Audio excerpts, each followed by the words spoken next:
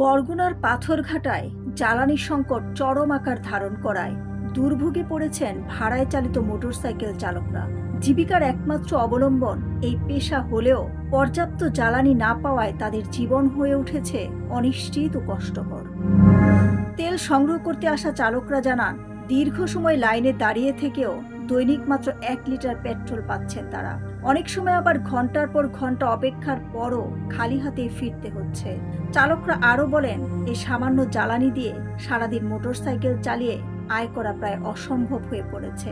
ফলে পরিবার নিয়ে চরম সংকটে দিন কাটাচ্ছেন এসব চালকরা। ঘন্টায় দাঁড়াই রয়েছি, এরপরে একটা তেল পাই, এমন আছে কাছাকাছি যাওয়ার পরও কয় তেল নাই, আমরা চলে যাওয়া লাগে।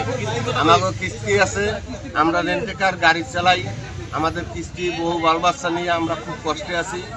আমরা তো বাইক নিয়ে আমাদের কাজ করতে হয়, তো আপনার তেল পাচ্ছি একটা প্রতিদিন, তাও অনেকক্ষণ সময় ধরে। যেমন আমি ছিলাম 85 নম্বর সিরিয়াল, আরো 10 জন পরে আমি তেল পাবো। দেখা যায় আমি যদি দৈনিক 2টা তেল পাইতাম তাহলে দেখা যায় যে আমার চলতে একটু মানে সহজ হইতো। একসময় পাথরঘাটায় শতাধিক খুচরা পেট্রোল বিক্রির দোকান থাকলেও বর্তমানে সবগুলোই বন্ধ হয়ে গেছে। এতে করে জ্বালানি সংকট আরো তীব্র আকার ধারণ করেছে। তেল ব্যবসায়ী জানান, আমি ডিলার হিসেবে সপ্তাহে মাত্র 3000 পেট্রোল, 600 অকটেন, 6000 লিটার ডিজেল পাই। এসব জ্বালানি বিতরণে আমি হিমশিম খাচ্ছি। আমার উপর চাপ পড়ছে অনেক। প্রশাসন থেকে আমাকে নির্দেশনা দেওয়া হয়েছে কিভাবে সুশৃঙ্খলভাবে জ্বালানি সরবরাহ করতে পারি। 3000 পেট্রোল, 600 অকটেন এবং 6000 লিটার ডিজেল, এটা আমি পদ্মাল কোম্পানি ডিপো থেকে পাইছি ডিলার হিসেবে।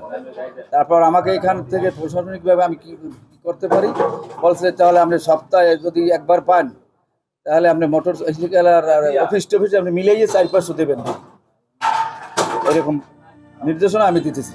দ্রুত জ্বালানি সরবরাহ স্বাভাবিক করার দাবি জানিয়েছেন ভুক্তভোগীরা, না হলে সংকট আরো গভীর হবে বলে আশঙ্কা তাদের।